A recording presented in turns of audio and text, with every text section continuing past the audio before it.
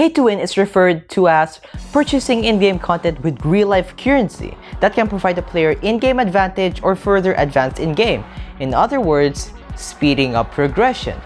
However, in Growtopia's case, I do not think it is pay-to-win at all, with many different reasons to support my argument. So without further ado, let's get right into them.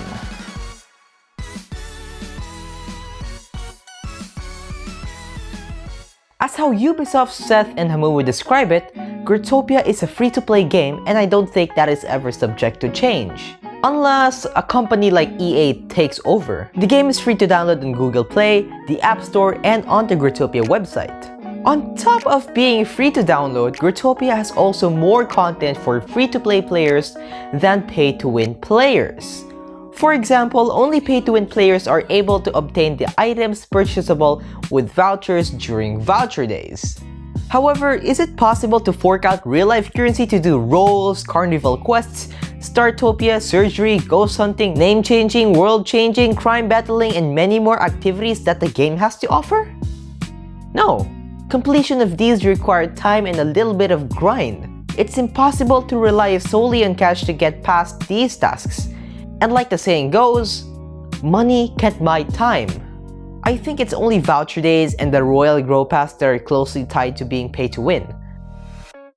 Number 1, you can only purchase vouchers by buying in-app purchases, Jimp packs. And number 2, you can only get access to the Royal versions of the items of the seasons by purchasing the Royal version of the Grow Pass.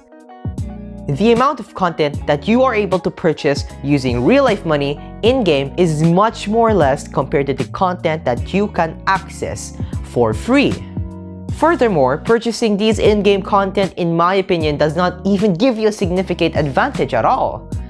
For example, people have always hoped that the items that they purchased for $10 would rise like crazy, but in the end, they all drop below the expected price.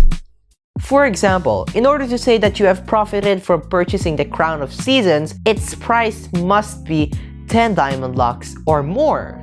However, according to Buy Crown, its price is currently 400 to 450 world locks, which means you've achieved a net loss.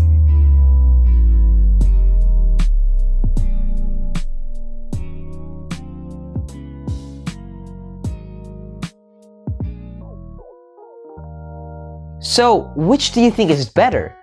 Purchasing the item with real money or waiting until the item is made tradable? When it is, you're able to buy these items at a lower price without spending a single penny. For me, it's more like a pay to lose instead of pay to win. Most of these pay to win purchasable items can simply be bought with world locks. This situation largely benefits free-to-play players more at the detriment of pay-to-win players.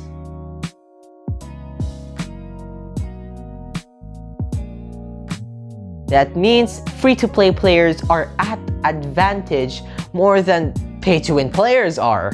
This is because everything is relying around the economy, the supply and demand. Even though these items have price tags of $10 or obtainable from some Grow Pass or some other pass, you cannot dictate the economy. Sure, the supply may be low because these items are only purchasable through money means, but if the demand is not even high enough, the price won't skyrocket. That means you'll just achieve net loss. To further build on my reasons, most games have their own in-app purchases, and unlike Growtopia, pay-to-win games that allow you to purchase in-game content need heavy grinding.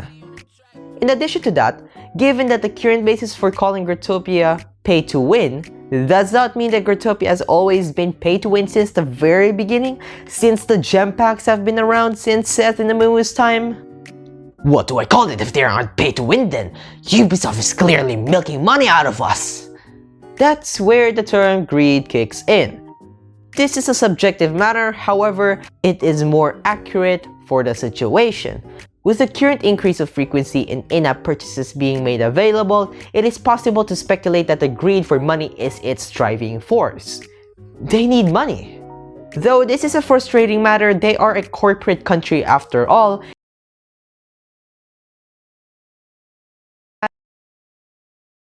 They are a corporate country after all.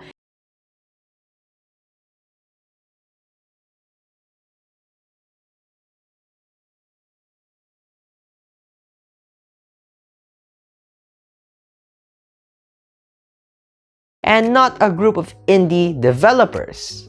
This should have been expected, regardless of the promises that Seth and Hamumu had made back then. To add on to this, I saw an interesting comment from someone a few months ago on the forum saying that Ubisoft should focus on trying to impress its player base first and foremost before trying to tempt them into buying the in-game content that they release for money. I believe that this is a strong sentiment echoed by the majority, as the amount of the backlash from the community continuously increases as Ubisoft continues to disappoint the community in different aspects. In a nutshell, they should focus on trying to make the game better before they try to earn lots of money. This will give us, the player base, a much more needed reassurance that the money we pour in the game to buy this in-game content goes to good use for the betterment of the game. Thus, I strongly believe Growtopia is not pay to win. Let us not form hasty opinions with no proper basis or valid reasoning to back them up, and definitely not out of anger or what we may see online. Let us understand the situation a bit more to form a view that is more accurate to the situation. How about you? Do you think Growtopia is pay to win or not? Let's discuss it in the comment section below. And that is all for today's video. If you did enjoy that, hit that like button and most importantly, subscribe. Try scrolling down a bit, and do you see a red button with the word subscribe written on it? Go press that. If you've already pressed that, thank you.